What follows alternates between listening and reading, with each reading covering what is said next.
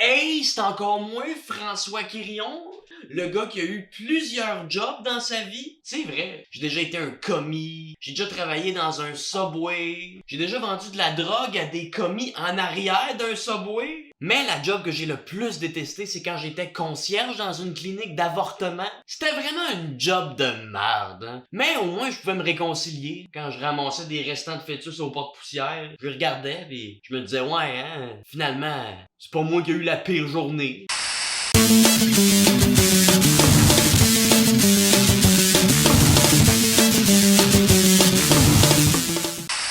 L'autre jour, j'ai mangé une feuille de menthe juste comme ça pour la première fois de ma vie, pour de vrai. Je sais pas pourquoi j'ai pensé à ça, je me suis dit, le gars qui a découvert la menthe en premier, il a dû rester bête quand il a réalisé que ça goûtait la pâte à dents. Ça a l'air bon.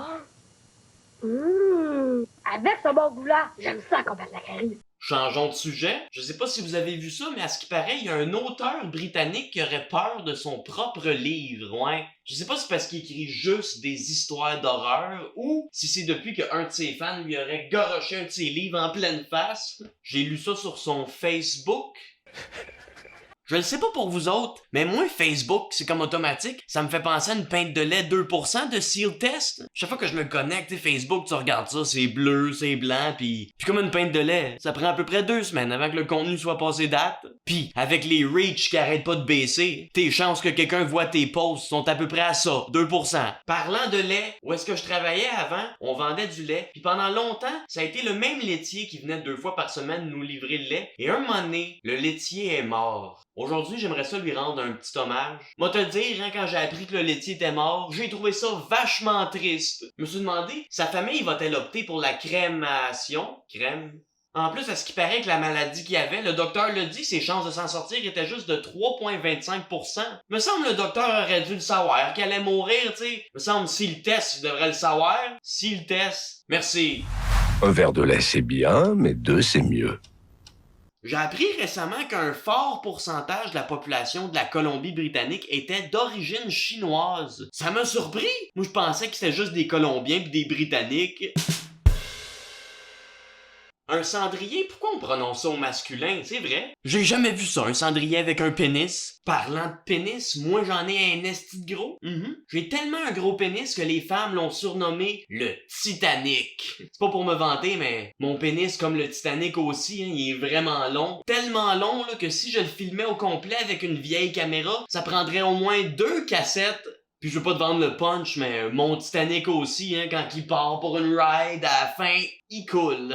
Oui, ça coule, c'est comme dans le temps des sucres. La sève s'échappe du tronc et les enfants en raffolent. Parlant d'enfants, moi quand j'étais petit, je m'en rappelle, j'avais un ours polaire comme animal de compagnie, ouais. Ah, je l'aimais bien, hein. J'avais fait une petite place dans mon congélateur à côté de mes pizzas pochettes. Là. Mais il est mort vite, par exemple. Ça m'a fait bien de la peine. J'aurais aimé ça, qu'on me le dise avant qu'un ours polaire, ça boit pas juste du coke. Ça vous tente-tu d'entendre des jokes de name dropping? Que ça te tente ou non, m'en faire pareil. Hey, tu sais quoi la différence entre Norman Brathwaite pis un yogourt? Le yogourt, quand il est passé date, il fait pas chier tout le monde en se promenant en hélicoptère. Yop, oui, quand le matin chante. Savez-vous ça prend combien de racistes pour changer une ampoule? Je sais pas combien, mais demande pas à Peter McLeod, ça doit pas aller bien changer une ampoule avec sa petite main. Hey, savez-vous ça prend combien d'ampoules pour changer un raciste? Juste une, celle dans le four. Bang! Revenge of the Jews! Sinon, vous souvenez-vous quand la mère de Gilles Duceppe est morte d'hypothermie devant son logement en plein hiver? The coroner tells us that the 93-year-old woman who froze to death outside this senior's residence in Montreal's East End was Hélène Raouli-Hutt, the mother of Gilles Duceppe, former leader of the Bloc québécois. Je suis seul à avoir trouvé ça ironique qu'elle se soit transformée en gros bloc de glace québécois. Bloc québécois. Parlant d'avoir fret en crise, j'ai réalisé récemment qu'il n'y avait pas vraiment de différence entre les gens qui tripent sur le skidoo et les islamophobes. C'est vrai, hein, parce que la majorité des deux vivent en région et l'entièreté des deux rêvent d'un Québec tout blanc.